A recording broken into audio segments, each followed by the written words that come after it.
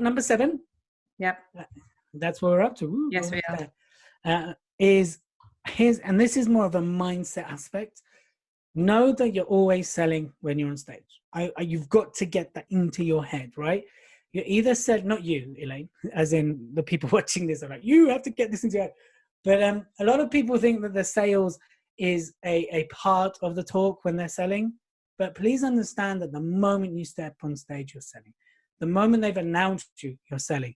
Now, that doesn't mean you have to be sleazy, pushy, snaky, slimy, but it means you're either selling yourself, you're selling your service, you're selling your brand, or all of the above. And the quicker you get over that, the quicker you're able to just relax into the understanding that it's all a sale. You're either selling getting booked for another several gigs, you're either selling people buying into you and wanting to work with you, or your products and services. You've got to understand that the sale is on from the word go.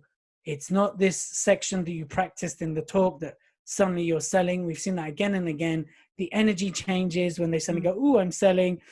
If you just understood that you are selling in a way that's empowering people to buy, that's why the signature talk is so important, then you'll actually learn to love. And there are lots of people that learn to love to sell, but you just get it's part of the extension of the process.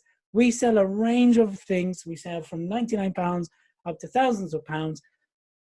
And I love it because what I'm doing is educating people to make an informed decision to buy from me. That's it. That's all it is. All my talks, everything is engineered to making people an informed decision to buy from us. Doesn't mean I'm slimy, pushy. You know, you have a way of doing it, but it's understanding that you're always selling as a speaker. So that is why it's step number 7.